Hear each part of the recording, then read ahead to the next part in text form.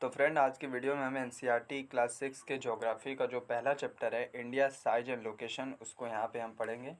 ये एनसीईआरटी है और एनसीईआरटी जो कि मैंने इंग्लिश लैंग्वेज को उठाया है और इसको मैं हिंदी में आपको अच्छे से बताऊँगा। तो चैप्टर को शुरू करते हैं।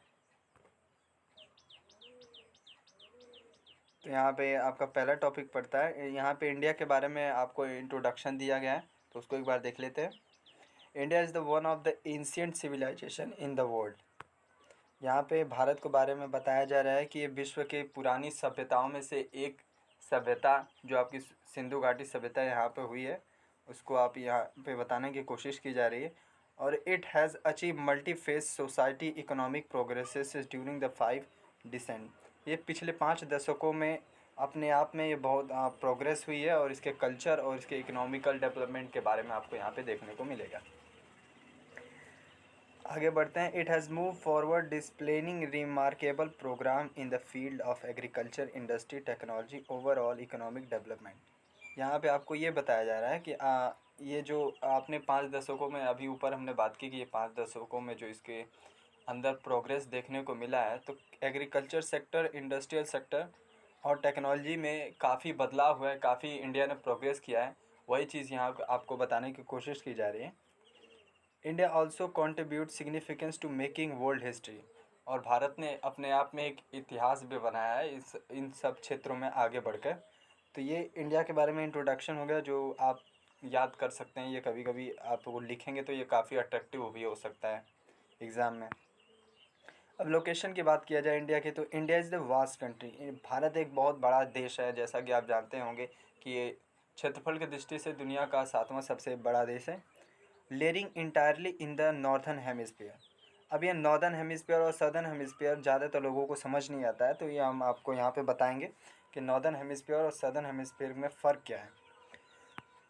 इंडिया कंट्री जो है वो नॉर्दर्न हेमिस्फीयर में पड़ती है। यहाँ पे आपको मैप दिया गया है और मैप में आप देख सकते हैं कि ये यहाँ पे ये जो है इसको बोलते हैं इक्वेटर। और इक्वेटर के ऊपर वाला पार्ट, ये पूरा ऊपर वाला जो हिस्सा है, ये पूरा नॉर्दर्न हेमिस्फीयर है। और नीचे वाला जो पार्ट है ये पूरा, ये साउदर्न हेमिस्फीयर है। तो आप यहाँ पे देख सकते हैं, मैं आपको जूम करके दिखा देता हूँ कि ये जो डॉट लाइन बनी हुई है, ये नॉर्दर्न हेमिस्फीयर, इसके ऊपर का सारा भाग नॉर्दर्न हेमिस्फीयर में पड़ता है। तो ये पीला कलर से जो आपको कलर किया गया इंडिया को, और इंडिया आप यहाँ पे नॉर्दर्न हेमिस्फीयर में पड़ती है। और इसके नीचे के, जैसे कि आप देख सकते हैं यहाँ से, ये ऑस्ट्रेलिया हो गया, ये सब साउदर्न हेमिस्फीयर में पड़ता है। साउथ अमेरिका का ये थोड़ा सा पार्ट जो नॉर्दर्न हेमिस्फीयर में पड़ता है, उसके नीचे का सारा पार्ट साउथ हेमिस्फीयर में पड़ता है। तो ये साउथ और नॉर्दर्न हेमिस्फीयर की बात हो गई। तो ऊपर बढ़ते हैं। तो यहाँ पे फिगर मैंने आपको दिखा दिया, नॉर्दर्न हेमिस्फीयर भी समझा दिया। The main land extend between latitude. और ये आपको यहाँ पे देखने की मतलब लिखना ज़रूरी होगा, क्योंकि ये आप एग्ज़ाम में पूछ लेता है कि इंडिया जो है वो, उसकी लैंड जो है वो कितने लैटिट्यूड पे और कितने लॉन्गिट्यूड पे पड़ती है। तो यहाँ पे आप देख सकते हैं, it's main land extend between latitude 8.9 north and 17.6.9 north and longitude 68.7 east and 97 degree 25 east. इसको हम मैप में दिखाते हैं आपको ये कहाँ पे पड़ता है। तो ये जो है, पहले आप लॉन्गिट्यूड और लैटिट्यूड समझ लीजिए। ये जो लाइन हॉरिजॉन्टल है, ये बिल्कुल जो ये फ्लैट लाइन है, ये वाली लाइन जो यहाँ पे इक्वेटर को मैंने दिखाया था, तो इक्वेटर के सिमिलर जो लाइन है सब कुछ, ये वाली, ये स्ट्रेट लाइन जो है वो आपको, ये वाली स्ट्रेट लाइन जो ये जा रही है, इसको हम बोलते हैं लैटिट्यूड। और ये जो लाइन ऐसे है बिल्कुल स्ट्रेट ऊपर से आई हुई है, इसको हम लॉन्गिट्यूड बोलते हैं। सो आई होप आपको लॉन्गिट्यूड और लैटिट्यूड में फ़र्क समझ में आ गया होगा। तो अब यहाँ पे जो डिग्री हमने देखी थी, ये लॉन्गिट्यूड की डिग्री कितनी थी आपने, 37.6 नॉर्थ। तो अब यहाँ पे देखेंगे आप कि ये 37 डिग्री यहाँ से आपको मतलब देखने को मिल जाएगा लॉन्गिट्यूडनल में। आपको इसको ढूंढना होगा, जैसे ये नॉर्थ हेमिस्फीयर है, नॉर्थ हेमिस्फीयर में आप लॉन्गिट्यूड और लैटिट्यूड की मदद से आप ये देख सकते हैं कि इंडिया का लोकेशन कहाँ पे पड़ता है। और ये एग्ज़ाम में ज़रूर पूछा जाता है कि लोकेशन इंडिया का डिराइव कीजिए, तो आपको ये लॉन्गिट्यूड और लैटिट्यूड की वैल्यू लिखनी होगी। और फिर इसके बाद आगे बढ़ते हैं। The Tropic of Cancer 23 degree north divided the country into almost 2 equal parts. तो आप ये ट्रॉपिक ऑफ कैंसर, जिसे कर्क रेखा भी हिंदी में बोला जाता है, ये आप देख सकते हैं मैप में कि ये ट्रॉपिक ऑफ कैंसर जो इसमें अभी शायद अगले पेज में आपको देखने को मिल जाएगा। ये बिल्कुल यहाँ से मध्य प्रदेश से होकर पूरे गुजरात से होकर ऊपरी हिस्से से निकलती है, और ये लगभग इक्वल पार्ट्स में भारत को 2 पार्ट्स में बांटती है। तो वही चीज़ आपको यहाँ पर देखने को मिल रहा है कि 23 नॉर्थ, ये देखिए आपको दिखा दे रहा हूँ, ये 30 है, तो इससे थोड़ा सा नीचे पाएंगे तो 23 आप ऑलमोस्ट अंदाज़ा लगा सकते हैं कि कितना पड़ेगा। वहाँ से बिल्कुल आप स्ट्रेट लाइन अज्यूम करेंगे, और जो लाइन आपको इंडिया के ऊपर लेके जाना है, और इंडिया को आप देखेंगे कि ये 2 इक्वल पार्ट्स में लगभग डिवाइड करेगा। तो यही यहाँ पे बात की गई है, और इसके आगे फिर बढ़ते हैं।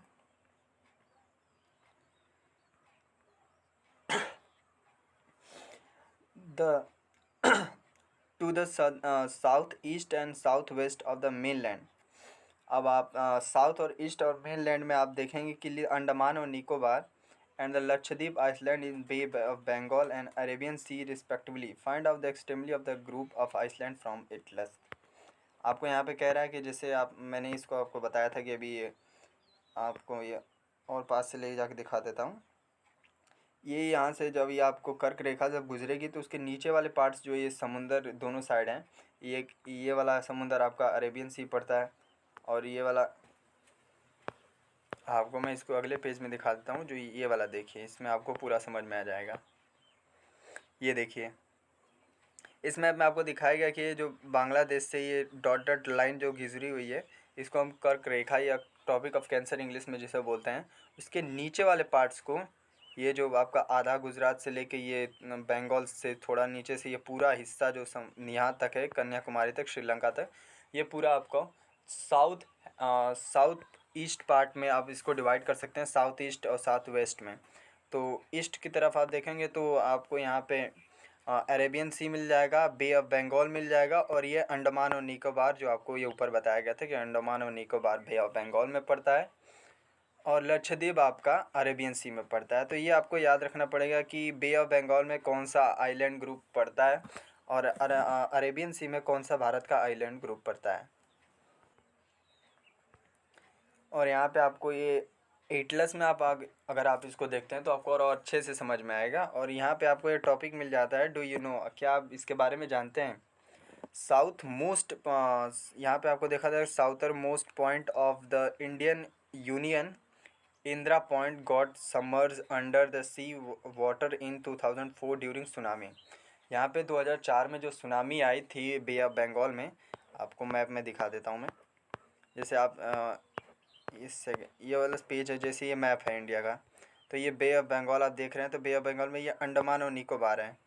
तो अंडमान और निकोबार का यहाँ पे एक आइलैंड हुआ करता था जिसे हम इंदिरा पॉइंट बोलते थे। वो भारत का साउथ ईस्ट पार्ट का सबसे आप कह सकते हैं सबसे आखिरी हिस्सा था भारत का, जो कि 2004 में सुनामी के दौरान समुद्र में सबमर्ज हो गया, डूब गया।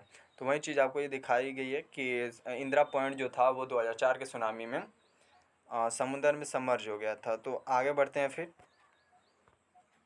तो अगले टॉपिक में आपको साइज के बारे में इंडिया की बताया जाएगा। The land mass of India has area 3.28 million square kilometre. तो भारत के लैंड के क्षेत्रफल को ये बताया गया है कि ये 3.28 स्क्वायर मिलियन स्क्वायर किलोमीटर इसकी रेंज है। India total area accounted after 2.4% of the total geographical land. मतलब ये विश्व की जितने भी लैंड है, आप इस तरह से अंदाज़ा लगा सकते हैं कि जैसे पृथ्वी पे 75% पानी है, तो बाकी हिस्से में जो ज़मीन है उसके भी 2.4% जो लैंड होगा उतना ही भारत का लैंड है। और दुनिया का आप अंदाज़ा लगा सकते हैं कि दुनिया में कितना बड़ा लैंड होगा, और हमारे पास सिर्फ 2.4% लैंड है। पूरे जोग्राफिकल लैंड की बात की जा रही है यहाँ पे, पूरे पृथ्वी पे बात की जा रही है कि कितना हिस्सा भारत को ज़मीन में कंट्रीब्यूशन मिला है। इसके बाद आपको नेक्स्ट पेज में आगे बढ़ते हैं। आगे आप देख सकते हैं कि figure 1.2 it is clear that India is the seventh largest country of the world. आपको मैं 1.2 फिगर दिखा देता हूँ। यहाँ पे आप देख सकते हैं 1.2 फिगर है, और यहाँ पे आप देख सकते हैं 3.28 जो आपका जोग्राफिकल परसेंटेज है वो आपको यहाँ पे दिखाया गया है। और यहाँ पे आपको देखने को मिल सकता है कि रशिया सबसे बड़ा कंट्री है, उसके बाद कनाडा है, यूएसए है, चाइना है, ब्राज़ील है, ऑस्ट्रेलिया है, और 7वें नंबर पे हमारा इंडिया भारत आता है। तो आपको ये याद भी रखना पड़ेगा कि पहले पे ऑलमोस्ट आप ये याद कर सकते हैं कि 7 कंट्री लगभग पूछा ही जाता है कि सबसे बड़ा कंट्री क्षेत्रफल की दृष्टि से कौन है। तो आप रशिया, कनाडा याद कर सकते हैं। चाइना यहाँ पे आपका चौथे नंबर पे आता है, और इस 7वें नंबर पे आपका इंडिया आता है। तो ये चीज़ यहाँ पे देखने को मिली है। और उसके बाद आगे आपका लिखा हुआ है, India has a land boundary of the about 15,200 kilometre and the total length of the coastal line of the main land. मतलब आपको पूरी यहाँ पे बात की जा रही है जो बाउंड्री शेयर करता है इंडिया लैंड से पाकिस्तान, चाइना, नेपाल, भूटान, बांग्लादेश और म्यांमार के बीच में, तो वो 15,200 किलोमीटर की लेंथ होगी जो बॉर्डर शेयर करता है इंडिया। और कोस्टल लाइन की बात की जाए तो अंडमान और निकोबार को अगर शामिल कर लिया जाए तो 7,516.6 किलोमीटर की बाउंड्री भारत शेयर करता है कोस्टल लाइन में। कोस्टल लाइन यहाँ पे आपको तटीय क्षेत्र बताया जा रहा है जो समुंदर से सटा हुआ इलाका है, जो समुद्र के किनारे पे जो क्षेत्र बसता है उनको हम तटीय क्षेत्र या कोस्ट लाइन एरिया बोलते हैं। तो आगे बढ़ते हैं। आगे आपको यहाँ पे देखने को मिल जाएगा कि India is a boundary by young fold mountain in the north west and the north east. यहाँ पे बाउंड्री भी जो शेयर्ड होती है वो हमारे हिमालय पर्वत के बारे में बताया गया कि जो हिमालय से इंडिया जो है वो बाउंड्री शेयर करती है। और हिमालय को हम यंग फोल्ड माउंटेन्स बोलते हैं। इसके बारे में आप अगले कक्षा में अगले क्लास में पढ़ने को आपको मिल जाएगा कि यंग फोल्ड क्लासेस क्या यंग फोल्ड माउंटेन्स क्या होती हैं, इसके बारे में आप आगे पढ़ेंगे। तो आपको यही देखने को मिलेगा कि केटू जो आपका कश्मीर का जो पीओके क्षेत्र है वो वहाँ से लेकर पूरा अरुणाचल प्रदेश का जो बाउंड्री शेयर होता है चाइना से और भूटान और नेपाल के बीच में, तो वो यंग फोल्ड माउंटेन्स है जिसे हम हिमालय बोलते हैं। तो वो बाउंड्री शेयर करता है, उसको बारे में आपको यहाँ पे बताया गया है। और यहाँ पे आपको लॉन्गिट्यूड और लैटिट्यूड की वैल्यू भी दी गई है। साउथ से जो 22 नॉर्थ लैटिट्यूड शेयर करता है, it's been to topper and extend towards the Indian Ocean. Indian Ocean के बाद आप Arabian Sea on the west and the Bay of the Bengal east. इसके बारे में आपको मैप को मैं अच्छे से समझ में आएगा तो मैं आपको मैप में समझा दूंगा। और ये 1.3 का जो मैप दिया हुआ है, note that the longitude and latitude extend of the main land about 30 disposed of fact that the east west appearing to the sea smaller than the small Gujarat south extend. तो 1.3 में चलते हैं और यहाँ ऊपर का आपका लगभग आधा पैराग्राफ आपको समझ में आ जाएगा। मैं यहाँ पे आपको समझाने को कोशिश करूँगा। तो ये आप फिगर देख सकते हैं, ये 1.3 का फिगर है। इसमें आप यहाँ से देख सकते हैं कि ये लॉन्गिट्यूड और लैटिट्यूड की मैंने जो बात की थी, तो ये आपका ये गुजरात जो साइड पड़ता है ये 6.8 डिग्री 7 नॉर्थ, ये नॉर्दर्न हेमिस्फीयर की बात करी जा रही है तो हमेशा नॉर्थ रहेगा। साउथ हेमिस्फीयर की बात करेंगे तो साउथ आएगा। तो इंडिया पूरा जो नॉर्थ में पड़ता है, जैसा मैंने आपको ऊपर बताया था, तो नॉर्थ हेमिस्फीयर में 68.7 से आप इंडिया का लैंड जो है वो शुरू होता है।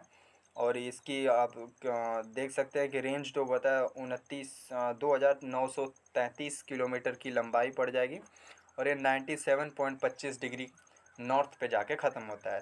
तो ये इंडिया की लगभग आप कह सकते हैं कि ये चौड़ाई होगी इंडिया की। और लॉन्गिट्यूड की बात की जाए तो ये 37.6 से लेकर आपका पड़ता है नीचे 8.4 तक। ये आपकी मतलब लॉन्गिट्यूड की बात हो गई। तो यहाँ पे आप देख सकते हैं कि ये कश्मीर से कन्याकुमारी की जो दूरी दी गई है, तो वहाँ पे देखने को आपको मिल जाएगा 3,214 किलोमीटर की दूरी है।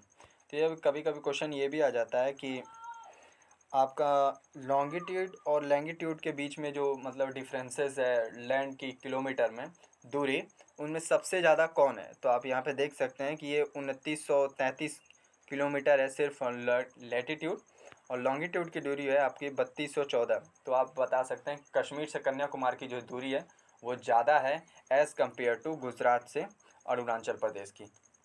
तो ये चीज़ सिर्फ आपको बताई गई थी यहाँ पे। तो आगे बढ़ते हैं। और एक और महत्वपूर्ण चीज़ आपको यहाँ पे देखने को मिल जाएगा कि from Gujarat to Arunachal Pradesh there is a time long of 2 hours. Gujarat से अरुणाचल प्रदेश के बीच में 2 घंटे की अंतराल समय मिलता है। मतलब सूरज यहाँ आप देख सकते हैं कि अगर आप अंडमान और अरुणाचल प्रदेश में अगर आप रहते हैं तो आपके यहाँ सूरज 2 घंटा पहले निकल जाएगा एज़ कम्पेयर टू गुजरात। तो वो चीज़ यहाँ पे क्यों होती है वो चीज़ हम यहाँ पे देखेंगे। और यही चीज़ लगभग बच्चों को नहीं समझ में आती है, तो आप वीडियो थोड़ा लंबा हो सकता है, मैं इसको अच्छे से समझाऊंगा, तो आप प्लीज़ इसको अच्छे से देखिए। और शुरू करते हैं। फिर पहले इस पैराग्राफ को ख़त्म कर लेते हैं, उसके बाद मैं आपको समझाऊंगा कि ये 2 घंटे के अंतराल क्यों होता है। Hints time along the standard median time of the 82.30 east. और ये स्टैंडर्ड मीडियन टाइम भी मैं आपको बताऊंगा कि ये क्या होता है और इंडिया के लिए कहाँ पे स्थित है, और इसके लिए भी हम आगे चर्चा करेंगे। मैप पे आपको ये अच्छे से समझ में आएगा, तो इसको मैं मैप पे ही बताऊंगा। और जो यहाँ पे बताने लायक चीज़ें मैं वो आपको यहाँ पे बता देता हूँ। Passing through Mirzapur in Uttar Pradesh is taken to standard time of the whole countries. और ये मिर्ज़ापुर से जो लॉन्गिट्यूड पास करती है, जिसकी वैल्यू आपको दी गई है यहाँ पे 82°30 ईस्ट, ये मिर्ज़ापुर से उत्तर प्रदेश का जो ज़िला है आपको पता ही होगा, वहाँ से ये पास करती है। और यही स्टैंडर्ड टाइम जो है वो पूरे भारत के लिए वैलिड होती है। पूरे भारत के वॉच में यही टाइम आपको देखने को मिल जाएगी। और ऐसा क्यों होता है इसके बारे में आगे देखने को हम बताएंगे आपको। तो चलिए फिर मैप पे चलते हैं। तो ये देखिए, मैंने आपको ये बताया था कि अभी आपने मैंने बताया कि मिर्ज़ापुर से यहाँ पे आपको उत्तर प्रदेश का मैप पड़ता है। तो इसमें स्टेट नहीं दिखाएगा, लेकिन आप अंदाज़ा लगा सकते हैं कि ये जो लाइन है, ये स्टेट लाइन, ये उत्तर प्रदेश के मिर्ज़ापुर से होकर गुजरती है। और आप ये देख सकते हैं कि लगभग 2 इक्वल पार्ट्स में इंडिया को ये बांट रहा है। और यहाँ पे लिखा हुआ है, देखिए आप, स्टैंडर्ड मीडियन, ये टाइम की बात की गई है। तो यही टाइम जो यहाँ इस क्षेत्र में जो ये टाइम पड़ेगा, उसी को पूरे भारत के लिए टाइम मान लिया जाता है। और ऐसा क्यों किया जाता है वो भी हम आपको बताते हैं। यहाँ ऐसा इसलिए किया जाता है क्योंकि अब इतने बड़े क्षेत्र में, अब जैसे मान लीजिए कि आपको अरुणाचल प्रदेश से गुजरात जाना है, तो गुजरात जाने के लिए जो ट्रेन जाएगी आपके लिए, तो उसके लिए यहाँ के लॉन्गिट्यूड और लैटिट्यूड की वजह से जो है टाइम डिफरेंस पड़ता है। लॉन्गिट्यूड की वजह से क्वेश्चन ये भी बनता है कि लैटिट्यूड की वजह से टाइम में डिफरेंसेस आता है कि लॉन्गिट्यूड की वजह से। तो आप बोल सकते हैं कि लॉन्गिट्यूड की वजह से टाइम डिफरेंसेस आता है। और भारत का जो लॉन्गिट्यूडनल डिग्री होगा वो 82.30 डिग्री जो ऊपर आपको यहाँ पे देखने को मिल रहा होगा, ये आपका लॉन्गिट्यूड डिग्री है जो यहाँ से स्टैंडर्ड टाइम भारत के लिए गुजरती है।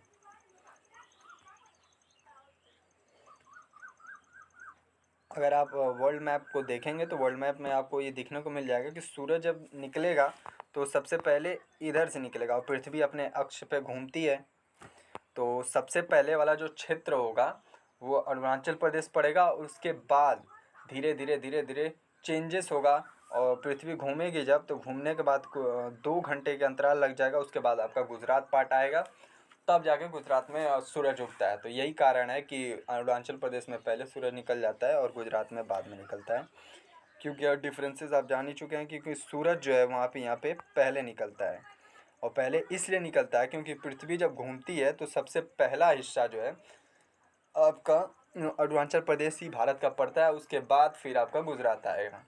जैसे आप वर्ल्ड मैप का लेंगे आप, तो वर्ल्ड मैप में आप देख सकते हैं कि सबसे पहले पृथ्वी को आप नचाएंगे जब एक्सेस पे उसके ग्लोबल पे, तो ग्लोबल पे आप देख सकते हैं कि वो सबसे पहले वाला क्षेत्र अरुणाचल प्रदेश ही पड़ता है रोशनी के सामने, बिल्कुल सूरज के रोशनी के सामने। इसीलिए अरुणाचल प्रदेश में 2 घंटा पहले सूरज उग जाता है एज़ कम्पेयर टू गुजरात। तो ये रीज़न हो गया गुजरात और अरुणाचल प्रदेश में 2 घंटे के अंतराल की। तो नेक्स्ट वीडियो में हम आगे कवर करेंगे।